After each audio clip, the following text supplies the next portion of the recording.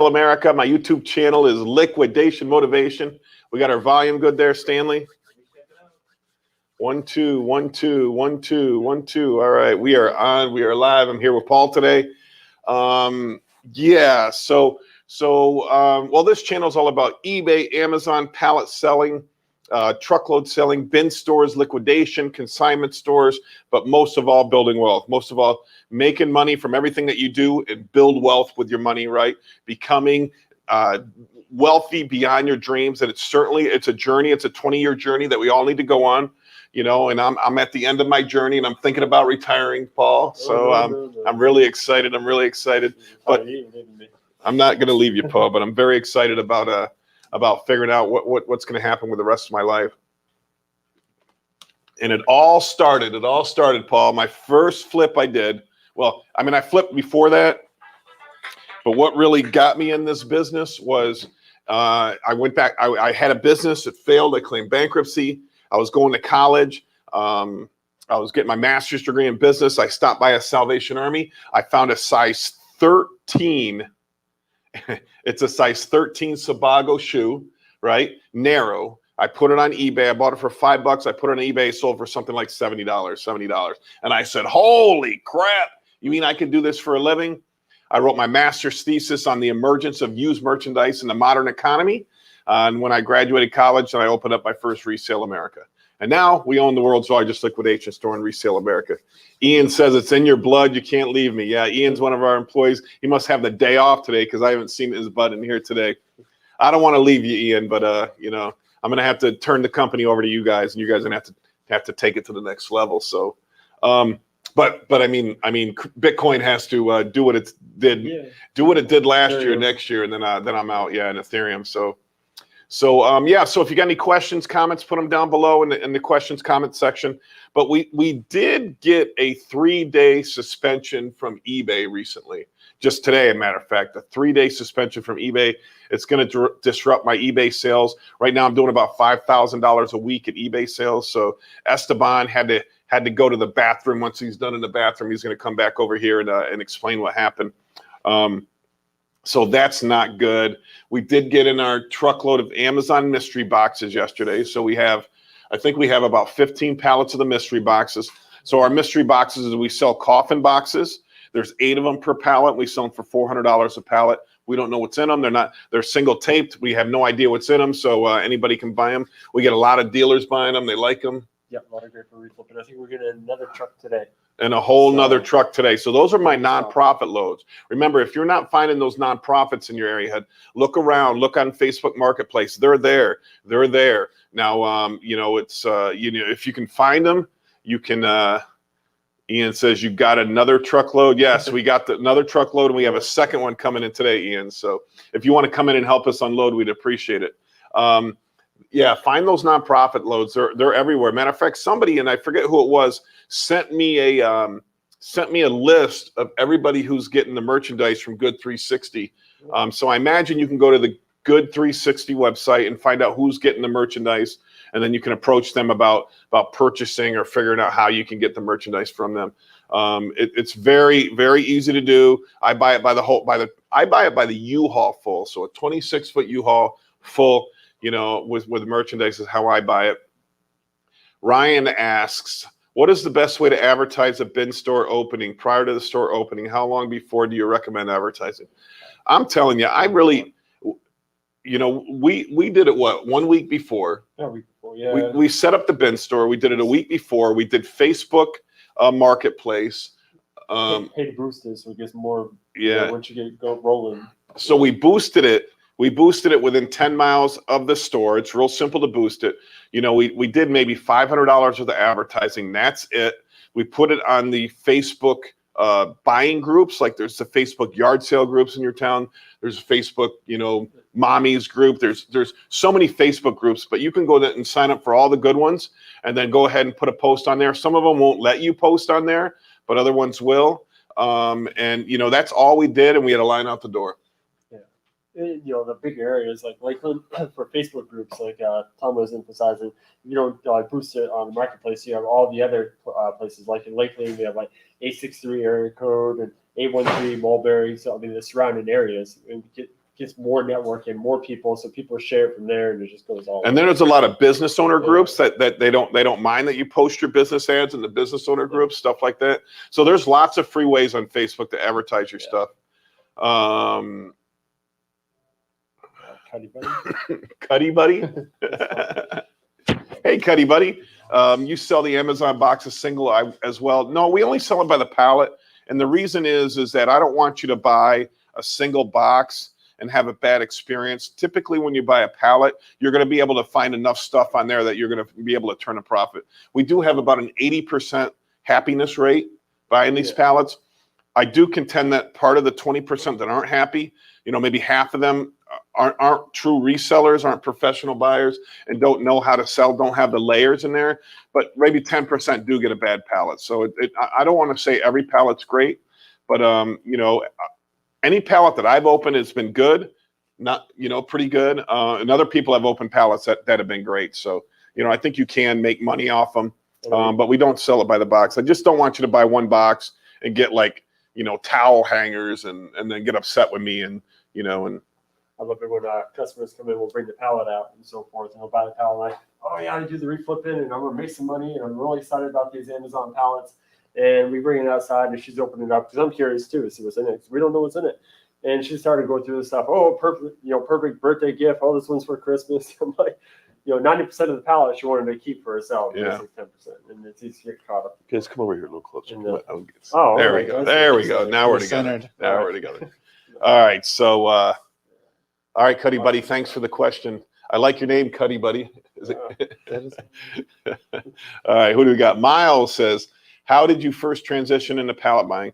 So when I had my resale store, Resale America in New York, that was, that'd be like 7 or 8 years ago. I saw that the truckload business was expanding, and there was a Walmart warehouse only about an hour away in Johnstown, New York. So I would buy truckloads from Walmart and ship them up to Watertown. I probably bought them on B-Stock. I'm sure I bought them on B-Stock when that was first coming out. So I started off at liquidation.com. I bought a lot of stuff off there. Then B-Stock came out. I started buying stuff on there. And then all of a sudden, all the brokers started appearing, and and now I started dealing with brokers. So I already had the store, but my store was filled with used merchandise. It was 30,000 square feet, and then I got into the pallet business. But once I moved to Florida, and I realized, Florida has so much more money than where I lived up in New York, and and so many more buyers, so many more sellers. I just realized down here it was just. It just exploded. So that's how now we have the 110,000 square foot store, and it's super easy to buy stuff. It's super easy to sell stuff. I mean, it's a very expensive operation, but it's so much easier to run down here. If I'd have done the same size operation up there, there's no way. I don't think it could have been successful. But that's how I got into the pallet buying business. Hassan says, what is the best way to attract customers for wholesale on bedding products? I don't like to stick to a particular niche.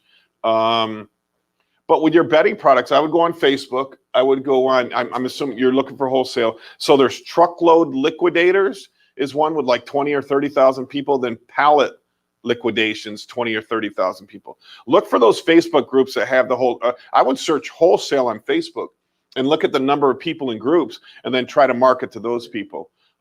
Certainly, Facebook is such a great tool for anything, and it's free. It's free. I mean, you get to do all your marketing for free, for nothing. It's just crazy. It's crazy. The thing that's grown, I've been gaining popularity is a next door neighbor app. When we moved into our community, I'm seeing more and more people, advertise on there, and I think, for bedding purposes, people buying a new home, get into a community, I think that'd be a great place to start as well. Yeah, but I think that he wants to sell it wholesale. Wholesale? All right, well, yeah. I'll get the advertisement out there, and if you want to sell wholesale. Yeah, certainly the sites in your town. I'd put them on the yard sale groups in town. You never know who owns a store, who might contact you, but certainly you utilize that free marketing. All right, so you want to tell us a little bit about what happened today with our eBay? Yeah, so the eBay store, the eBay team said, Esteban, you're going to get mad at me. And I was like, what did you do? And I was like, no, it wasn't what we did. Is that we got restricted for 3 days from listing anything on an eBay store. And I was like, and I went and checked what was going on.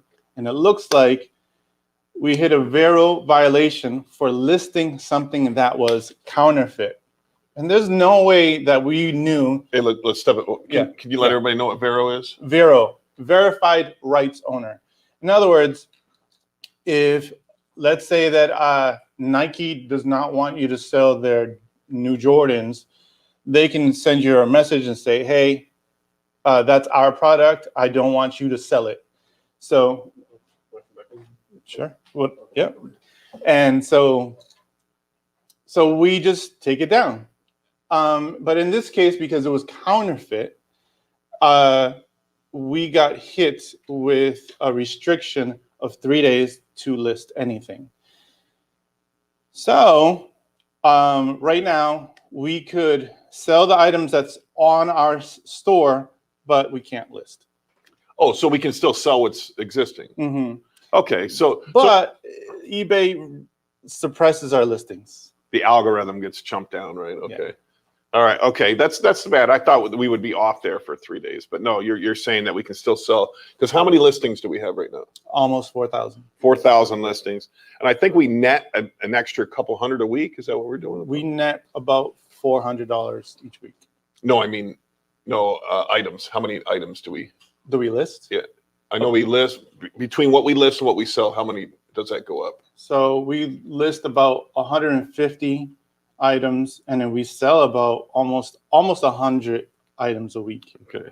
So we're continuously adding more and more inventory to there. Hopefully we're building the sales. I know we are at about 5,000, maybe. I think last week dreamt of 4,000. I haven't seen your newest P&L. Yeah. So he's about to issue the newest P&L. I'll give you an update on how many sales we're doing. We did do some videos about what we are selling, so you guys can see what our flow through is, and you guys can look for those products too. We're selling a lot of the Macy's clothes. We have a lot of collectibles, a lot of collectibles. A lot of collectibles. So, and we're going into fourth quarter, so we're super excited.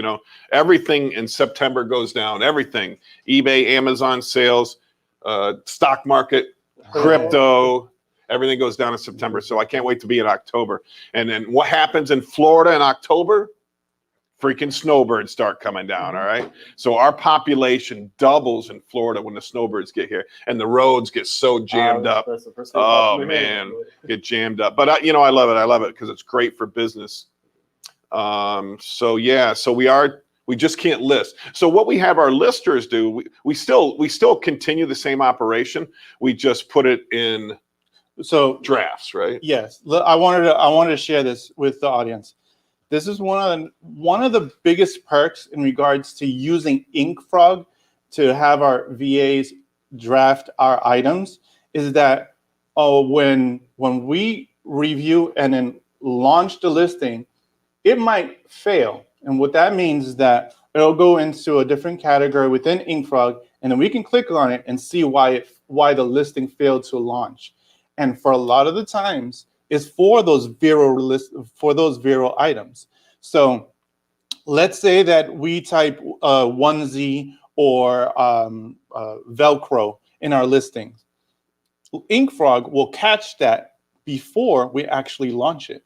So for someone who's just listing this directly on eBay was not going to catch that and let you know, hey, this is Vero, you're not supposed to list this. But InkFrog will. And right now we have that's good. Yeah. So right now I have Amanda going through that failed listing list so we can pull it out of our inventory and then possibly sell it elsewhere or just discard it.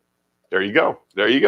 So that's what you do. So any new listings that we put in there, so the machine is still working. Just listings will be in drafts, and when we're able to list again, we'll upload everything. All right, back to the questions. David, have you seen any Amazon nonprofits in Colorado? Haven't yet sat in Amazon's parking lot in Colorado Springs. Yeah, I mean, obviously, David, I think we did a little bit of a search. We found one person in Colorado that seemed to have coffin boxes. I don't know if they were a nonprofit or not, but those are the people I would find out. Now, certainly sitting across the street from Amazon is something that you can do. I mean, in our area, I know of at least 4 people getting the nonprofit boxes in our area. At least 4 people. Only 3 of them actually sell to me. One of them is way overpriced. She opens everything, so I don't want to touch something that's been open. I'll buy open stuff, but it's going to be a lot cheaper than I buy closed stuff, right? Because I want the home runs to be in there. But I would see. I forget the gentleman or the person who sent me the list of all the nonprofits in Florida, and like some of them are getting like $1 million worth of stuff a year. One of them I recommended to get into this business, and they're getting $700,000. They're not selling me anything. But there should be a list for Colorado. Maybe you can find that list. I would go to Good 360's website and see if you can figure out how to get that information. Cuddy Buddy is back again. She says, what methods of payments do you accept? We accept cash, MasterCard, Visa, American Express. I accept crypto. What else? Do we accept checks? Once in a while. We'll take a check if you really want to give us a check, but we don't like checks that much. Yeah, so we'll take anything. We'll take anything. Your firstborn, Blood samples. blood samples. Yeah, we take just about anything for payment. Hey, Let's Play says, how much investment? How much investment for what? Where you buy it from? Where do I buy what from? I'll be happy to answer your questions. I'm an open book on this kind of stuff. There are some things that we do that the people that we do them with don't let us talk about them or don't want us to talk about them. Like we do by furniture loads. I'm not allowed to talk about one of the companies I buy it from, but this might give you a hint. They might be mad that I put that out there, but I don't know. I don't even know if they watch this video. As long as I don't mention it, that was our agreement. I would never talk about it, and I just didn't talk about it. So. They don't talk about it. But we do buy furniture loads from Ashley. I can talk about that. Ian says we take cash or card. Cuddy Buddy says that's a solid. Thank you, Cuddy Buddy. I hope to get to meet you. Zachary Johnson, where's Resale America? Hey, Zach. How you doing? You know Zach? I don't know. Same Zach, but up in New Hampshire. You know Zach? Where's Resale America, though? Resale America? Yeah, where is it? We are in Resale America right now. It's on the beach in Lakeland, Florida. Lakeland, Florida. It's in the Lakeland Square Mall with 110,000 square foot liquidation store. What we do is we buy truckloads from Walmart, Target, Amazon, Home Depot, Lowe's, all the big box stores, and then we mix it with stuff that people trade in. So it's absolutely a unique shopping experience that you'll never get anywhere else. So we're kind of like a museum. We have so many cool pieces all around our store because of this merchandise we bring in from people. And then it's mixed with all the new stuff and the closeout stuff. We're typically 50% of new or less on everything, including our new and used merchandise. And we do super well, and we're super excited about getting out of September and doubling our sales. So Zachary, Lakeland Square Mall, Lakeland, Florida. I do get a lot of people that say, "Hey, what's the address there? What's the address there?" And I want to say, do you have Google? Freaking look it up. I just hate it but I don't, It's a website. Yeah. Go to our website, resaleamericaonline.com. That's great. Resaleamericaonline.com. You can click directions right there. That's what I'll send them from now on, because then they can see all the other content we have on there. Resaleamericaonline.com. And then we also have liquidationmotivation.net, which is where we're putting all the systems, and we're giving out all the free information about how we run our Binstores, how we run everything like that. So liquidationmotivation.net. But if you haven't liked and subscribed to the YouTube channel, the only way we get to pay Stanley is our YouTube channel, which right now we make about $400 a month on, and Stanley wants a raise. So if you go to 53% of the people that watch our channel do not subscribe, YouTube, Liquidation Motivation. All right. So Zachary, Lakeland Square Mall. Ryan says, what is the best way to get a hold of Good 360? Seems like I can never get a response from them to find donation loads. Do you know of any donation loads out of Southern California? So they do not sell donation loads. They partner with other nonprofits and sell them loads. I don't know if they call it sell. I think they have to pay shipping. I don't even know what they have to pay. I don't even know if they have to pay anything. But you can't get them directly from them unless you're a nonprofit. And if you're a nonprofit, then you have to have a warehouse, and you have to have the warehouse lease in your name, in the nonprofit's name. You know, a couple nonprofits have approached me to try to figure out how to get loads, but they don't have any warehouse space in their name, and that's kind of how Good 360 stops everybody from coming in and applying. But I know of people that just apply and they get it, and bang. Even the nonprofit that I deal with, the one that's selling me a load today, they work out of a storage unit. Yeah, they have like 10 storage units, and they must be paying a killing in rent. Storage units suck. I mean, they're expensive. So it seems like I can never get a response from them. Finding donate. Yeah, so you can't get directly from Good 360. You have to find the nonprofit in your area, getting the loads. Like I said, somebody gave me a list of Florida one time. I'm sure whatever in California, you can find the list in California, and then maybe you can approach those people about buying them. But remember, you got to be a problem solver for anybody that you're going to buy from. You just can't walk in and buy one load and walk away. Come back a month later, buy one load. You got to be able to buy everything they got, solve their problems. You'll get the cheapest price, and then they'll always come to you. You know, the minute you only buy one load a month, they're gonna have other buyers in there, and then they don't need you, man. They don't need you. You know, they might want you, but they don't need you because now they can offer it to all three of us instead of just me buying it all. And then if you buy it all, then you typically can get a cheaper price, and then you can move some of it to other people. Mm-hmm. Paul says, "Good morning, everyone. Thanks for coming on my show this morning, Esteban." So I forgot to tell you that I was on Paul Antonelli's video this morning. We were chatting about Resale America. We were talking about the eBay store. It was a pretty fun conversation, and I hope to see you again.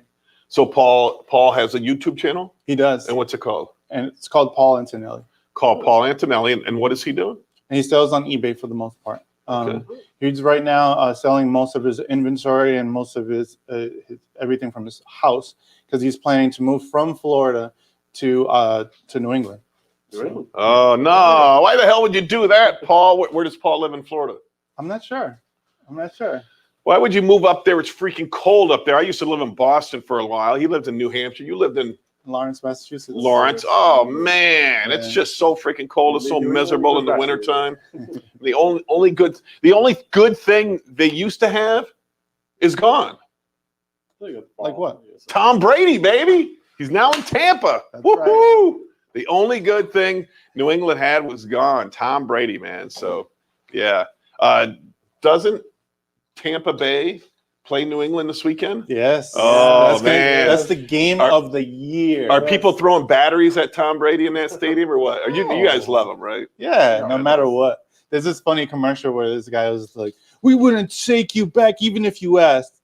And he's like, "You're a liar." They play in New England, right? Yeah. I wonder if they'll boom. Remember, this is off subject. LeBron James, when he left the Cavs and went to go play for LA Lakers, and he's not going to be booed. No, Brady did his time, though. Brady did his time. I was just saying, you play with Cleveland. I'm not leaving Cleveland. Leaves Cleveland and goes back to Cleveland. They just booed all around. No, I get it.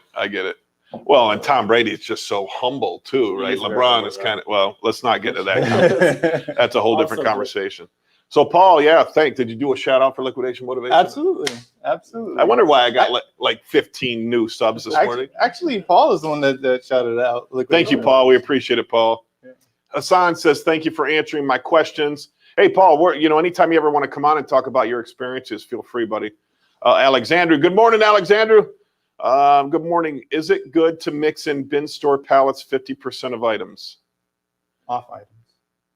50% off items. Good morning. Is good to mix in bin store pallets 50% off items? I'm not sure what it means. Yeah, I'm not sure what you're asking there, Alexander. I'd be happy to answer your question. Zachary, what is your eBay? So listen, go to resaleamericaonline.com, and at the bottom will be all of our eBay items, right? Yeah. Actually, if you click on online on the menu, it's going to show you everything that we have in our eBay store. Once you click it, it'll take you straight to eBay, and you can purchase that item. Yeah, it's easier to do it that way than the search by seller name. It's just a pain in the butt. Yeah. So yeah, do that. Go resaleamericaonline.com. All right, 5x5 news. Make sure you have multiple eBay accounts to fall back on, even compete with yourself. Yeah. I mean, I understand. I get that. I get why somebody would do that, you know. Yeah. I know that most YouTubers, they do it because they want to hold back and not show certain items that they actually sell, and then they'll have like a public store. But Give me an example. So we'll have the Rockstar Flipper, for example. Let's say, even Rally Roots, because they'll have a contract with a manufacturer, and they'll order from that manufacturer replenishables, and they don't want other viewers knowing what those items are and to compete with them directly. So they'll separate the two. Yeah, that is always a problem. If you are wholesaling, that's why I don't like to wholesale. I don't like to, and so my recommendation for wholesaling, if you want to get into wholesaling. Now, I know the other gentleman probably is importing bed sheets and stuff like that, and he's wholesaling. That's a different ballgame, all right? That's fine. But if you're looking to get into wholesale, make sure you know somebody who makes, manufactures, or distributes a product that you can have a competitive advantage with. Let's say that Paul's wife works at a company that makes Bitcoin bowls, right? Paul can go in there. His wife can buy these at the same price that Walmart buys them at, all right? That's a competitive advantage. I've found those about 3 or 4 times in my life, but once you find them, jump on that bandwagon and become it. My business partner here, Ace, he's an engineer where they make commercial vents. Like if you look up on our ceiling, it's like ceiling vents and a drop ceiling. They manufacture them there. So we got the same discount that Walmart got when they buy from them. And so we started an Amazon private label company. It didn't work because they're flimsy metal vents. And when you try to ship a flimsy metal vent, yeah, it gets dinged and dented. So our problem is we did fulfilled by merchant. We should have done fulfilled by Amazon. So we should have taken the whole pallet, shipped it into Amazon, and have them take care of the shipping. You notice how they put a great big box for a little item. That way it doesn't get damaged in shipping. So it didn't work for us, but finding those competitive advantages are huge. 5x5 News says we had our high-end products on one, sporting goods on its own, and several key accounts. Yeah, no, I think that's a good idea. That's a great idea. Because then somebody who, like, let's say, because right now today I got to order some new cleats for my son because, man, I don't know why, but when I was in the shoe business, I wasn't Al Bundy, but I was buying shoes at Salvation Army for half price day, and then I was flipping them on eBay. I would wash every pair. The shoes? Shoes, yeah. How do you do that? In my washing machine. Really? Yeah. Shoes? Okay. You don't like that idea? I don't know how you would. I put them in with a bunch of towels, and I wash 10 pairs at a time because I wanted them clean, right? Huh. I want them clean. I want them to smell good. But you know what? Nikes, I'd wash a Nike pair. The sole would always separate. Not always. 50% of the time, the sole would separate from the shoe. Yeah. So I stopped buying Nike because I couldn't wash the Nikes. Wow. So the point of my story is my son's cleats, because in Florida it's been raining a lot, so everything's muddy. I washed his cleats, and sure enough, the bottom of his cleats came off. Oh. And so I need to buy a new. My point was, I need to buy a new pair of cleats for my son today. So if I went on your site with sporting goods, I would go right down through your site and look at all the football stuff that you had for him. I'd look at I need some play wristbands. I would buy some whistles. I'd buy some pennies. So certainly putting everything in categories like that is good. 5x5 News says pay in Shiba Uno. Yeah. Paul asked me last night, should I buy Shiba Uno? And I said, no, stay away. I saw they're now selling on Coinbase, so maybe something happened that I didn't know. Yeah, you know what? I made the mistake though. 5x5 is when Dogecoin was exploding, I heard one of my YouTubers that I watch talk about Shiba, and I'm like, oh my God, let me get in early. I'm going to go buy Shiba Uno early, and it's going to do what Doge did. So I took $5,000, and I had to move it to a MetaMask wallet in order to buy Shiba Uno. So I put it in there, bought the Shiba Uno, and I owned 21 million Shiba Uno, something like that.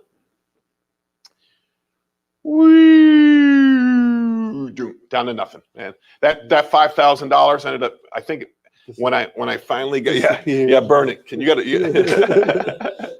That $5,000 went down to about $700, I said, I'm never going to make that mistake again. You know, those are all meme coins, and I don't recommend getting into them. If you get in a hype cycle, you certainly can make money, but there's really no long-term prospect for it. There's no long-term prospect for Doge. I wouldn't be into it.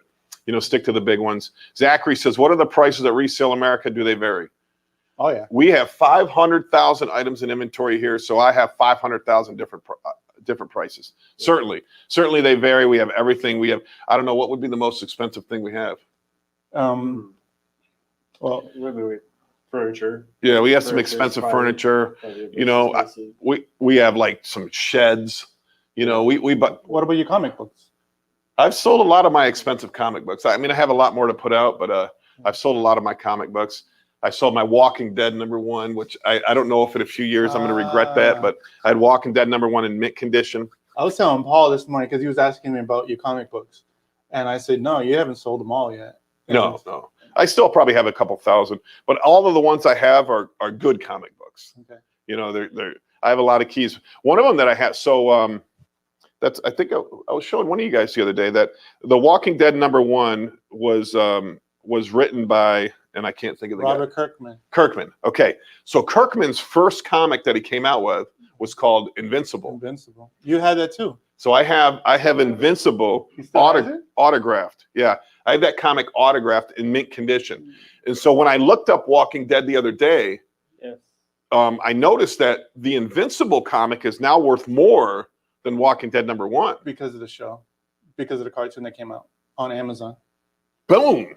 So maybe and so I bought my Walking Dead comic. I paid $550 for it, I think. I negotiated. The guy had it for $1,000. And it was in upstate New York. Remember, upstate New York has no money. Down here has a lot of money. So it would have sold it second here. They wanted $1,000. We negotiated to $550. And in the negotiations, he says, "Oh, I got some other comic books by Kirkman I'm going to throw in." Oh, okay, cool. I only wanted The Walking Dead, but it came with that Invincible #1 autographed, and now that's selling for like $4,000. Yeah, it is. Where the Walking Dead #1's only selling for $2,000. So maybe, and I still own that one. I did sell The Walking Dead. I think I sold it for, I don't know, $1,200 or $1,300. But you had Invincible listed for $400. I was gonna buy it. you should have, man. Yeah, Should have. I should have. Yeah. Now I got it put away. Is it still out there? Is it on display, Stanley? Oh, I better pull that out of the display Oh case. no, I'm gonna buy it today. I had two though. I don't know if that's the okay. autographed one or not. So I don't think it was. all right. So yeah.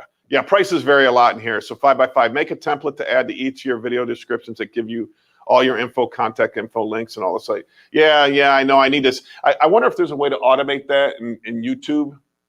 I'll put my tech guys on it because I used to copy and paste like all my links, and then I just got bored with doing that, so I don't do it anymore. I got it. You got it? I'll take care of it. That's why I can count on these guys. Paul says, I'm in St. Cloud. Yeah, we must have talked to Paul the other day, right? Yeah, he was. Oh, sorry. He mentioned that he's been to one of the Binstores, I believe, to the one in Winter Haven. Oh, okay. Yep. Yeah. All right. So I'm in St. Cloud, and I'm dying to get out of God's waiting room. My family is back home. Yeah, that's crazy. He misses his family. I get it, Paul. I'm actually flying up next weekend to see my family. Yeah. Up to upstate to the cold. It's going to be October 9th. I'm going to be up in upstate New York, Rochester. Oh, you know what? There's that bin store in Rochester that reached out to us. I'm going to go visit that bin store while I'm there.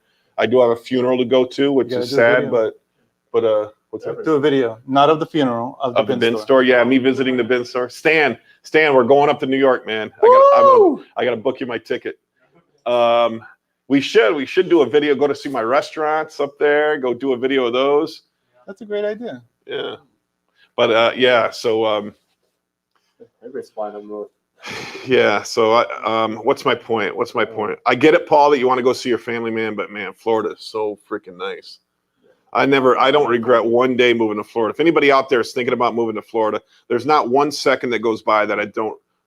Can you get Paul to come in here and we do a live with him? Because I can just stream his channel too. Yeah, that would be awesome. Yeah, Paul, if you ever did want to come in here and we can do a live, you can put it on your channel. We can stream it to both channels at the same time. So, that would be pretty cool, Paul. Anybody who has a YouTube channel, I don't care if you have 0 subscribers, right? I don't care if you have 0. If anybody wants to do a collaboration with us, I know that we talked to Lindy Glenn, and she has like 100,000 subscribers. Once she gets her store set up, she's going to come on here and And and I noticed, she just came out with a video. She bought an Amazon Smalls truckload. I noticed like she's having the same problems that everybody has, and and we certainly can give her some value and some feedback in that. So yeah, Paul says I'm in anytime, Paul, anytime. So you flying up next week? I'm flying up next Friday. Yeah, Next Friday. coming back Monday. I saw it. Story of my life. What? No, Danielle's flying out Sunday. Oh, Back from north. oh, Last so time she flew out, you flew out. So I'll go hang out with her. two I'll go of my hang out with favorite people- Danielle. Two of my favorite people to believe in me. Same Yeah. time frame. So I'm going to miss one of my kids' football games, and I'm the coach. So that's pretty bad. But hopefully the rest of the coaches will handle it. I wanted to say that I was talking to my sister this past weekend, and she was like, "Man, I want to go back up north." And I'm like, "Why? Florida's so much better." She was like, "It feels like vacation every day, and I can't stand it." I'm like, "I don't know how that." I hate looking at palm. Wait, get the beach back on here, Stan. I hate looking at palm trees every day, right? I hate going to the beach in January. A normal January day we're at the beach. This is what Florida freaking looks like, man. This is 20 minutes from where I live, man. This is 20 minutes from where I live, man. You just can't put a price tag on that, man. I don't think. And the happiness, man. You get the blues up in the north during the wintertime, man. It's so dark and gloomy. Oh man, when I land in the wintertime up north, I'm just like, what WTF am I doing? It's gray. Everything looks gray, doesn't it? Yeah, that's what I Yeah. mean. Yeah, gloomy. Yeah. All right. Sorry, I don't mean to rant about. I hope your northern people aren't mad at me. But Paul says I'm in. Whenever you're ready, Paul. Let's do this.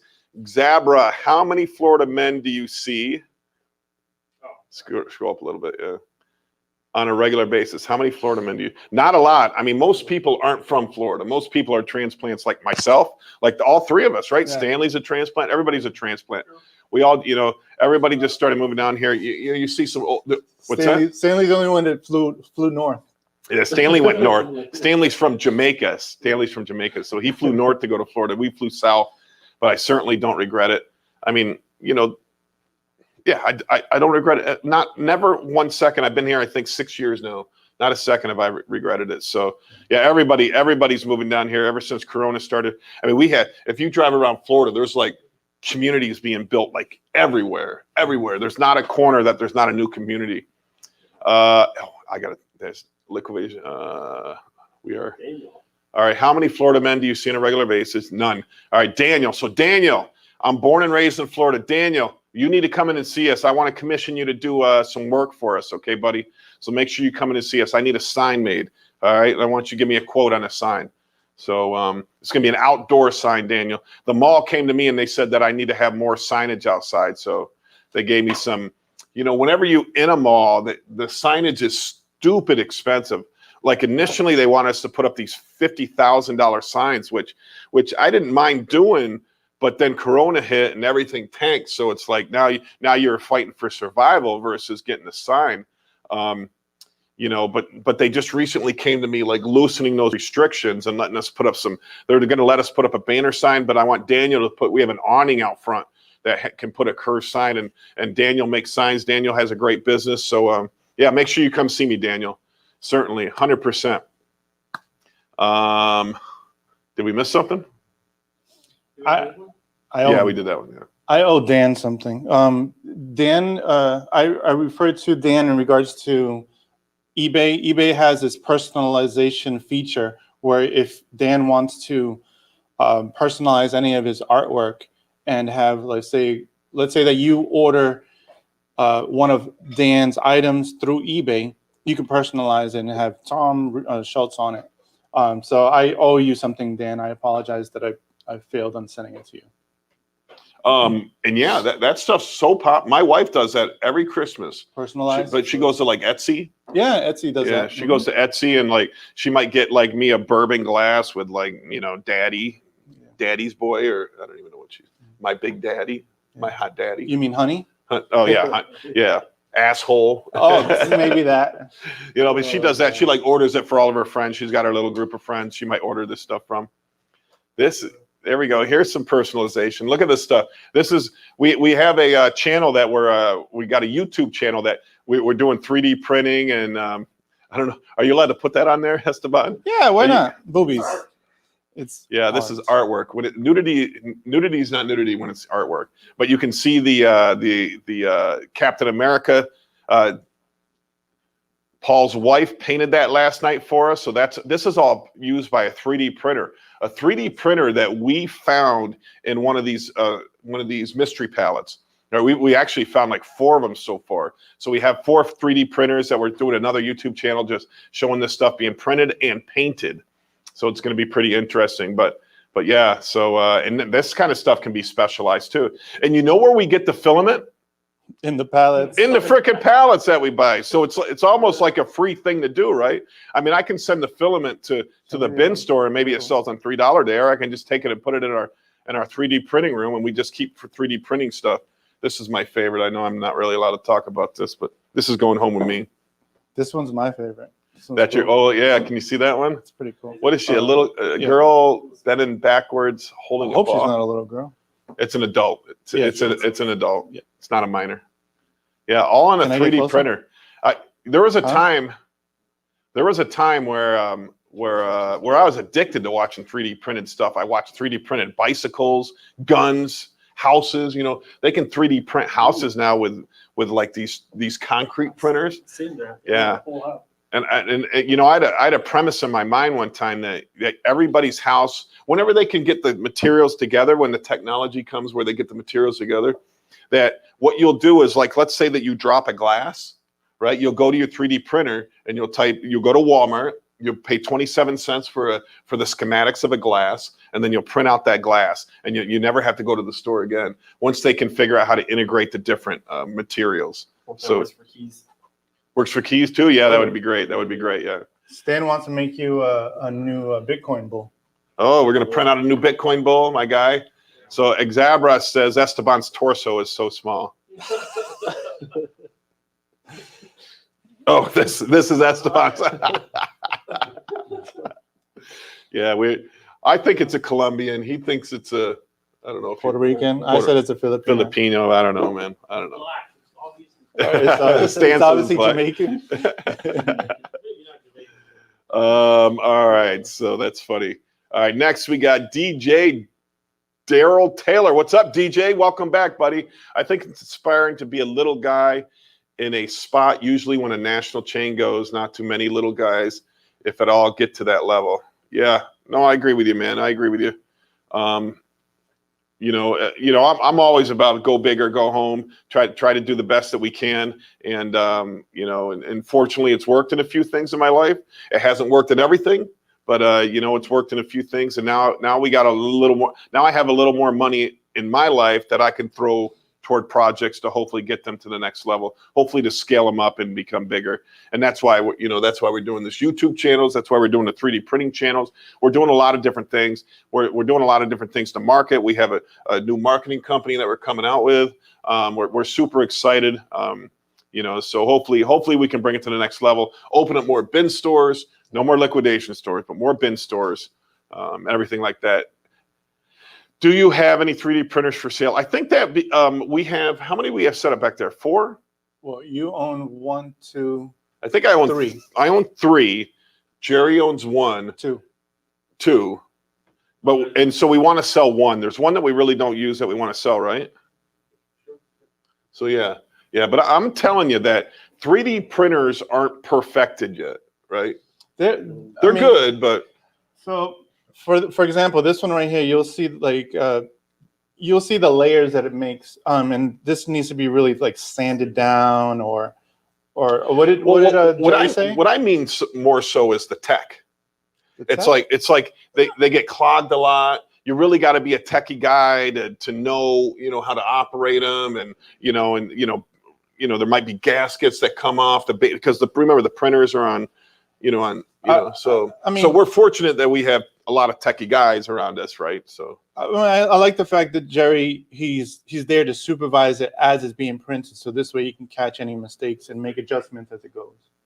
They could be. I don't think so. They light up. It could be 3D print. Yeah, who knows? Yeah, I mean, you got factories right now with all 3D printers just making things. Yeah, I guess so. That it used to be injection molding or something like that. Yeah. Now it's all 3D printed. Yeah. Esteban is a pro hand model. Look at that, Esteban. You're getting Beautiful hands. DJ Daryl Taylor has to feel great. It does, Daryl. It does. But it's a journey, man. That's why I keep telling everybody to go on a journey, man. Oh, look at this. There you go, Paul. Daniel says, Tom, go to Staples. They're going out of business on 98 North. You said that, Paul. Paul said that a while ago. And we heard that in our mall, we have a Burlington coat factory. I'll put my hand down, not in front of your face, Bob. A Burlington coat factory that's supposedly was going to leave the mall and go to the Staples. Now the Staples is shutting down, so that's pretty cool. Well, I will go over there and see if we can, but normally I don't get very many deals until they get into the 90% off. And then I can, what I like to do is see what kind of fixtures. I'll go over there today, actually, see if I can buy fixtures from them. I'm full of fixtures, but if we can upgrade a section, I'll be happy to go over there and buy it off them. So you have to be there the first day to get the cherry pick the good fixtures. But a lot of times what I like to buy is they price their equipment wrong. So remember, everybody's good at some stuff, but nobody's great at everything. So they might price their printers at $200 or something like that. But then they're going to price a pallet of, let's say, floor wax for $5 a jug when I know it's $148 a jug. So I look for those inefficiencies to buy on the first day, and then I go back toward the end and I look to see what's left that I can lowball offer them on some. Like, hey, listen, I really don't want I really don't want your stereo system, their security system that nobody bought, but I'll give you $200 for it. What? We're asking $2,000. Nobody's bought it. And those liquidators, they want to sell everything before they leave. They don't care what price it is. Yeah, it's if they don't sell it, they don't make it. They'd rather take the $200 than nothing. All right. So you can get both ends of the spectrum there. And then there's going to be a lot of stuff that I need. Right. They might have, like, say, pricing guns or receipt printers or stuff that you need that you can get at a huge discount. So I'll buy their merchandise at 90% off, but I'd rather buy their store stuff, first day, last day, and between. I always go in and look at their safe, right? You can always make a lot of money on their safe, especially if it's big and bulky. They just want to get rid of it, right? They want it out of there. Really? Give me $200, even though it's a $4,000 safe, and they have the combination. A lot of times you have to hire somebody to move those because they're very heavy, but they're safe. Their stereo system, because remember, their rack-mounted stereo system is going to be in the back, and it's all going to be commercial stuff. So I like buying that. I like buying their security system because they normally have state-of-the-art security systems. I like buying their phone systems. Commercial phone systems are very expensive. So if it's more of a modern one, you can make a lot of money off. One time I spent $300 at an auction for a phone system. I sold it for $3,500 about a week later. What else do I like buying? Think about even the commercial stuff's the number one selling item on eBay. And if you can buy it for the right price, you can make so much money. So yeah, he says it's already 50% off. Yeah. Well, that's shocking. Yeah, so that changes things because now I would buy merchandise that I need. So not to profit from, but that I need. So It's a give and take, I guess, what it is. I mean, we were there the other day, 50% off, and the outlets are like $54.99. So I mean, yeah. the equivalent to us is a blessing at our store versus how much it. Yeah. So thank you, Daniel. Thank you for that information. That's right across the street from our store. So I'll go over there. And hey, if we buy them out, we'll do a video on it, right, Stan? We'll do a video on it. Tom, have you ever thought in buying unclaimed containers coming from overseas filled with high piece count from a port near you? I would love to buy that. I've never bought in that stuff before. I've seen, wasn't there a TV show where they were buying containers full of stuff? Stuff that's been in the water. Yeah. It's treasure hunting. Yeah. So I still I would certainly buy. Listen. I'd freaking buy anything. I'll buy anything. I'll buy anything once to try it, and then if it works, I'll buy it all the time. But I've never seen those auctions. That's an auction I'm looking for. I'm looking for unclaimed mail that's not touched. I bought one that was touched and open. I'd like to buy them not touched. I'd like to buy unclaimed luggage. I was about to say Unclaimed luggage. I think that would be fun to buy. So I am looking for those kind of loads. I've heard about those loads, and I'm also would buy unclaimed truckloads or undelivered truckloads of merchandise. When I went to there was a trucking company auction one time. I didn't realize they had so much unclaimed merchandise there. like a pallet was going to be shipped somewhere, and they went to ship it, and the address was wrong, so they brought it back to their warehouse. It sat there. Nobody ever claimed it 6 months later, so now they're just blowing the merchandise out. So there's a ton of that merchandise out there. So yeah, I'll buy anything once. I'll buy anything. You know, if I make a mistake, you know, if it doesn't work, it doesn't work. But I have to try. I certainly have to try. Helen says, still looking for 2 store spaces.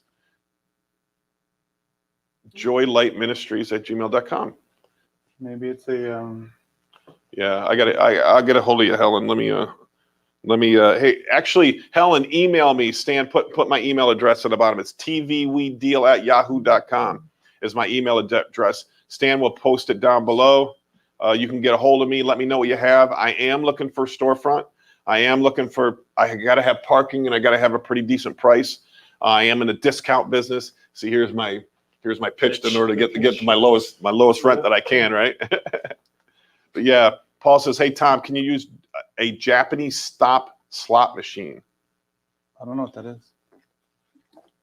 My answer is yeah. That sounds cool. I like slot machines. I like anything to do with gambling. It's super collectible. So yeah, Paul, I don't know what that is to either. A Japanese stop machine, slot machine. If it's vintage or old, we can take it. Yeah, I love that kind of stuff, Paul. Anything cool, anything old, anything big. I'm looking at somebody was driving down the road with a trailer the other day, and there was like this huge 10-foot, but it was just like the torso, the upper part of a plumber, right? Holding a wrench in the air like this. And I'm like, I want to turn around and go chase the guy down. Like, are you throwing that away? Where are you taking this? I want to buy that, right? Because that would be so cool in my store, right? Anything, you ever seen like the great big chairs, right? That you go to like some vacation spot and they got that huge chair and everybody goes sits in it and takes a pic. You know, things like that. People love that kind of crap. Photo op opportunities. Yeah. Those big chairs was at Off Memorial. Yeah. Big chairs was laying out on the lawn. Yeah. Yeah. Yeah. Imagine buying a truck and finding a car inside. What would you do? Well, you know, I don't have any. I don't know if I have any great stories about what I found in a storage unit. I mean, you know, coming to Florida, I found the best storage units. I bought in over 1,000 storage units up in New York, and in the first 5 that I bought in Florida beat all 1,000 of those. It was just incredible what I can find down here in Florida. Now it's, you know, but there's always a story behind it, and you know, and sometimes you feel bad, but I don't, you know, it's business, right? It's business. One time I bought a storage unit and it was filled with, I don't know why, but there's like 100 pairs of all high-end shoes, and there's like Gucci shoes and, you know, and then about 1,000 pieces of clothing I've never heard of, Dolce and Gabbana, you know, but you know, normal people like us, right? All right, let me ask you, what is a super nice purse? Coach, right? Coach, $300, because we're normal people, right? But to rich people, a rich person would never carry a Coach because that's a poor man's purse, right? That's a poor bitch's purse, right? But that's the normal people's thought of what is expensive. But you know how much a Louis Vuitton, I mean, I got a Louis Vuitton bag, right? I bought a Louis Vuitton bag in New York from this lady whose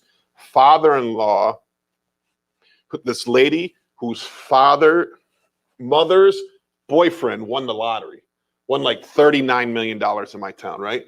So her mother's boyfriend won the lottery. So she had this credit card. She could do anything she wanted with it, right? So she went down and so he would she'd be good and then he'd kick her off. She'd be good and he'd kick her off. So every time he kicked her off, she'd be coming to me, Tom.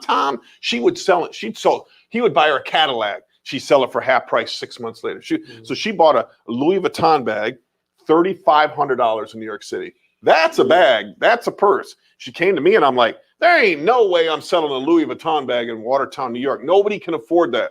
She's like, I just need money, right? Because she didn't care. When you buy stuff with other people's money, OPM, you don't give a shit what you get for it, right? She was spending this guy's money, but don't get me wrong. The guy had so much, and he was such a great guy, man. This guy was so cool, the guy that won the lottery, that he went to my favorite coffee shop every day, and I never talked to him, but I always see him there.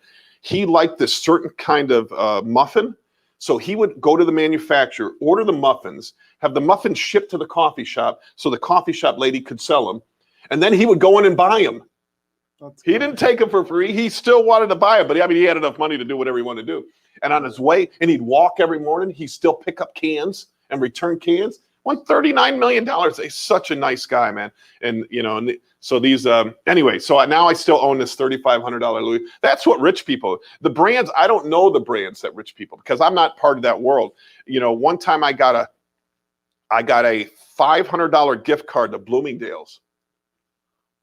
Who knew that would buy you 2 T-shirts in Bloomingdale's? Who knew? I guess I've never shopped in a store like that before. I had no idea.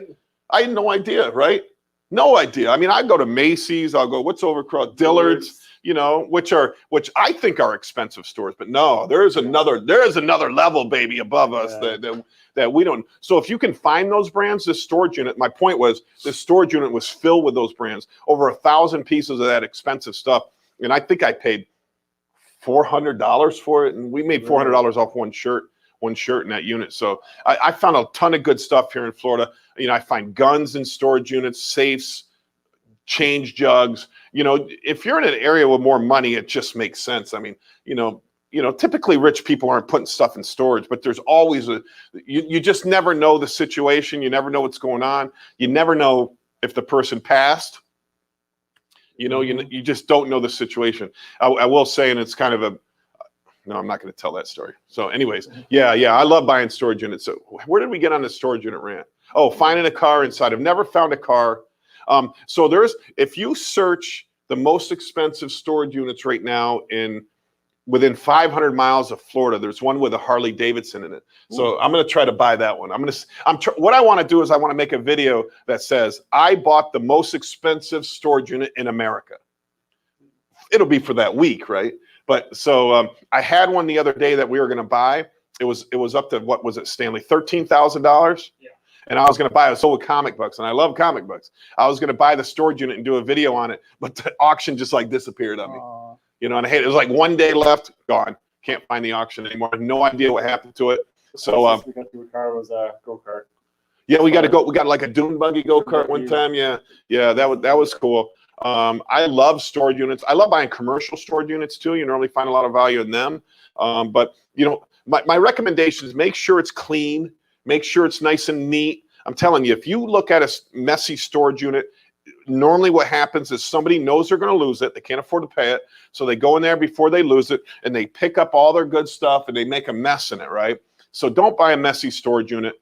And look at the size. There's times where they just show a picture of the front, but if you look at the size, it might be a 10 by 40. That's 40 feet deep worth of merchandise, man. You can make a killing on. So I love storage units. Hopefully I can find a car. The Harley Davidson's available. There's another one with a car inside it right here in Lakeland. Really? A Chevy Volt.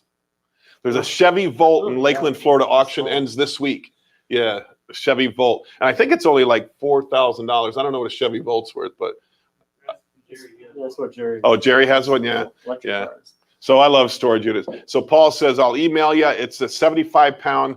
All right, that's cool, Paul. We'll work on that. Let's do this, Paul. Krista Fisher said, will you take a wooden Eddie Bauer high chair? Have no luck on Facebook Marketplace. I probably would. I'd have to take a look at it. I have no idea what the value is, Krista. I could look it up on eBay to try to figure out what I think the value is. But yeah, we probably would if it's clean, neat, in good shape that we can resell. Certainly, anything that I can resell, anything that people are looking for, I'm going to buy. My store is it's pretty full right now, but I'd say we're still maybe 90% full. Yeah, we still got a lot of room that we can put extra stuff. So yeah, bring it on in, Krista. I'll take a look at it. Which store is more profitable and easier to run, the dollar store or the bin store? So we don't have a dollar store. So I don't know if you're referring to, we used to have a dollar store. We switched it over to a bin store about a year ago. The bin store is way easier to sell, to work. The bin store is so simple. You dump shit in bins and you sell it for 5, 4, 3, 2, 1. It's very simple to run. I'd rather do a bin store. The dollar store, what would happen is one customer would come in there and just, and look through the shelves and mess it all up. And then I have to go back through and straighten it all up. I don't have to do that anymore. And our sales are 10x what it was when it was a dollar store. I didn't do the dollar store business right. In upstate New York, if anybody's from upstate New York, you'll know there's a company called Real Deals up there that does a dollar store. They do a good job at it. I just didn't do it right. So the bin store is a bit more up my alley. Well, dollar stores are a little more competitive now. You know, they're putting more inventory in there, more food, just growing inventory. Just the competitive market. I think bin stores are a more proper way to go. Yeah. Paul, my email address is right there at the bottom of the screen, TV We Deal. So that's the email I set up when I first started selling on eBay. And so I was going to college, and me and my mom were selling on eBay. So Tom, it's TV, Tom and Vicky, We Deal at yahoo.com. Oh, So TV We Deal. So that's where I came up with that email. And then everybody went to Gmail. At least I don't have an AOL. Listen, if you still have an AOL email, don't you? no. Does somebody here have an AOL? Somebody did, I thought. I know. Ace has an AOL email address. Charles has an AOL. Oh. So, It is AOL. so some people say, "Oh, you're still on Yahoo?" Yeah. I just never switched over to Gmail. You've got mail. All right, Steve Sanchez, what pallets do you have for sale this week? So we have the Amazon Smalls, the tall ones. We have the mystery boxes available right now, and we're trying to get more mediums. We haven't been able to. My supplier that I've been talking about here's the mystery box. You get 8 boxes for $400. My supplier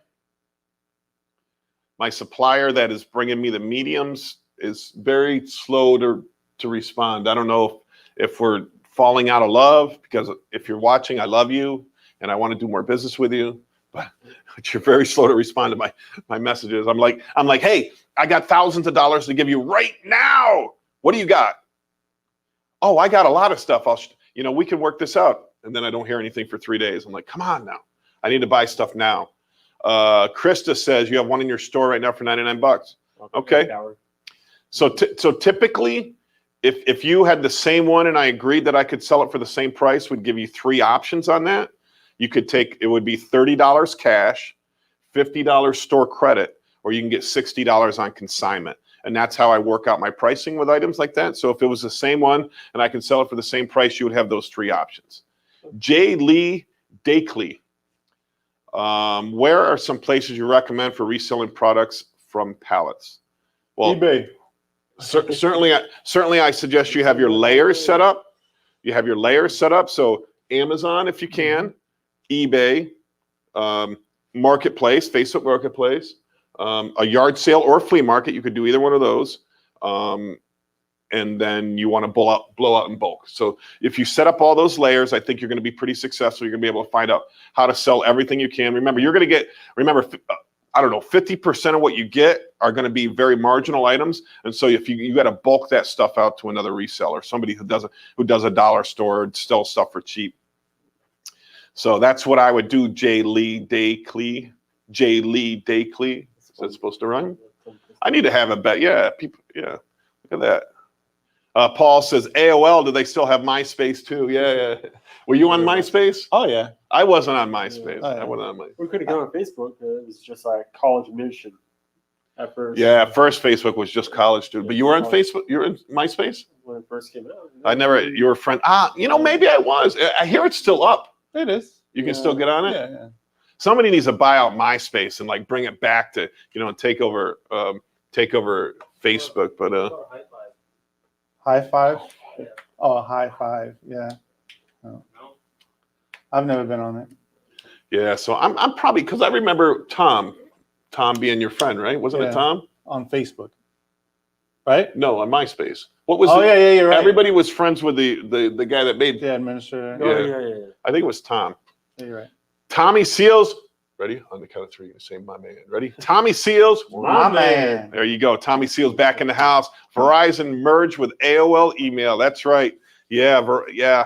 My brother-in-law worked for AOL when they were big. When they were their headquarters were in Virginia at the airport by DC, and he took me there, and they took me into the war room when AOL was like jamming hot. And man, there was like this huge room with 100-inch TVs, like 50 of them, right? And they're all the TVs had like all the network, where the network outages, where there's low, and they could redirect whatever. And then he took me into their server room. It was like freaking 2 football fields of nothing but, just like you would see on TV, nothing but computer towers. And like all of the big computer, Hewlett Packard, they had offices right inside AOL to service any of their needs out there. It was pretty cool. It was a pretty cool experience. Now my brother-in-law now has obviously left AOL, but he has moved on to a company called Here. I believe it's Here, HERE. And all of the different cell phone companies in the world had map apps, right? So what happened is, he worked for Nokia at the time. So all the cell phone companies got together and said, listen, let's not spend money on 50 different map apps. Let's build one together and we can all use it. And so they started a company called Here.com or Here. And so he is like upper management, big moolah for Here. So he's a tech guy. So, and you know what? You know what bothers me? And I haven't had this conversation, but I'm almost positive. I bet you he doesn't have a penny in crypto. And he's a tech guy. Man, I know this guy that runs the world's, he's the lead programmer for the world's largest computer company. And he doesn't know anything about crypto. He doesn't even know anything about crypto. But he's in charge of the federal division at the world's largest computer company. And I can't mention who it is. And he doesn't know anything about blockchain or what it is. I'm just shocked about how early I'm in this space. We are all in this space. Liquidation Pros, what's happening, my man? Do you guys do more revenue on eBay or Amazon? We got booted off. Can we do like a kick sign? Boom. We got booted off Amazon. But we were doing well. I love Amazon. Our Amazon revenue was kind of like a roller coaster ride because we had our consistent products that we always sold on there, but every once in a while we'd find a home run, like we'd find a pallet of like, medicine or something like that. We'd put that on there and we'd do $10,000 in sales in 2 days. But I love Amazon. I really wish I was back on it. I really wish I could. I hired an attorney when I first got kicked off of it. Paid $2,000. It didn't work. Amazon said, hell no, you ain't coming back. Because why did I get kicked off? Because remember, I buy Amazon Truckloads and I was reselling the Amazon Truckloads back on Amazon. And everything that comes from Amazon comes for a reason. There's a reason it's there. Now, the reason could be good, the reason could be neutral, and the reason could be bad. So if you get one of those bad products, let's say you get a counterfeit product in one of your pallets, and then you resell that product on Amazon, assuming that it's good because you bought it from Amazon, you're still liable for that. And I had 9 such product complaints, 9 of them over a period of 2 years, and they finally said, that's enough, Mr. Schultz. You are no longer allowed to sell on Amazon. So now that was about 4 or 5 months ago that it happened. I think I'm going to try to pay another attorney to try to get it back again, because remember, you get all those complaints and they're only there for a period of so many years, for maybe a year or 2 years, and then they start falling off. So a lot of them have fallen off. So I'm going to try to see if I can fight and get it reinstated, because I was ungated in everything but DVDs, and I made a lot of money on there. I love Amazon. All right, so we make more revenue on eBay right now. We're doing about 5,000 a week. That's you know what we did last week? About the same. About the same, about 5,000 a week. Our goal is to get it to $1 million. $20,000 a week, baby. That's $1 million a year, right? Yeah. That's $1 million a year. So that would be $1,400,000. I'm so excited. I can't wait. Esteban is the man that can get us there using the VAs, the VA system. And are we putting the VA system on our website? It is available. So if you visit liquidationmotivation.net and you sign up for our email newsletter, you're going to get a link giving you the password to access those documents. And one of those documents will show you how to train a VA for your eBay store. There you go. There you go. So we're going to give that information out to you guys free. Liquidationmotivation.net. Sarah Cole, what's up, Sarah? Shouldn't you be working over there? She's working hard.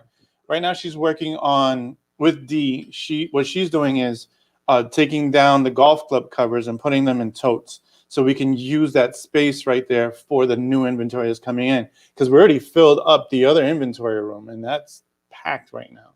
And so That Yeah, they're making more room. So we have 4,000 items in inventory, and some of those items are multiples. Yes. Like one of the things that we sell is we sell head covers for golf clubs. Mhm. So we only sell them for $3.99, That's correct. but we sell a bunch a day. But the real deal was I paid 10 cents a piece for it. Yeah. So you know, we make a lot of money on them. I mean, not a lot. Our margin is high on them, but you know, we sell a lot a day, and we use that as our loss leader. Right, we use it as our loss leader to get good feedback. Right, real simple. They're paying $3.99 for 3 head covers they're all college head covers. We ship them out real fast. They give us good feedback. They're hard. You know, it's hard to get bad feedback on a brand new golf head covers. So we use that. We remember our eBay department wasn't doing that well. Now it's doing a lot better. But we use that as the catalyst to get to good standings. And now we're like, what do they call it? Preferred members or We're most favored or I blanked out. who knows what they call it on eBay whenever you know. But here's the thing. The reason why we're selling the golf club covers as a loss leader is because we want our metrics to be as high as possible. And we get measured based on the quantity of, not quantity of items that we sell, but the quantity of transactions that we make. So if we sell less than 400 items within a 3-month period, we're going to be judged based on 12 months of listings rather than 3 months. And so selling more than 400 items in a 3-month period helps us when it comes to being measured based on the transactions that we do. Oh, I didn't know that. That's good. So yeah. So we're based on a 3-month period, and he's been working there for more than 3 months. He's been running the department for more than 3 months. So certainly that's when we picked it up and better. And that's why we have the whatever we can't remember the favored status where you get the lower fees. Yeah. You get everything right. Lower fees, That's lower correct. everything. Yeah. That's correct. Yeah.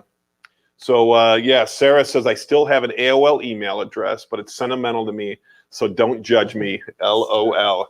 Sarah, you're like freaking 30. How do you even know what AOL is, man? I mean, you were a goddamn embryo when AOL was out there. Would you get it from your mom? But yeah, the beautiful Sarah in our eBay, working from our eBay department. Thank you, Sarah. Anytime you want to come back on, Sarah, let us know. Krista Fisher says Yahoo chat rooms. LOL. Yeah. I've been in the Yahoo chat rooms back in the day, man. Back in the day, like, hey, what are you up to? What are you wearing? No, I would never say that. I've done it plenty of times. Yeah, Esteban admits to it. I just don't admit to it. Yeah, those were fun back in the day. Now where do you go for the chat rooms? Now Esteban goes to OnlyFans for his chat room. I've never been on that. You've never been on OnlyFans? Never. Yet. Yeah. I haven't even been on TikTok, believe it or not. No?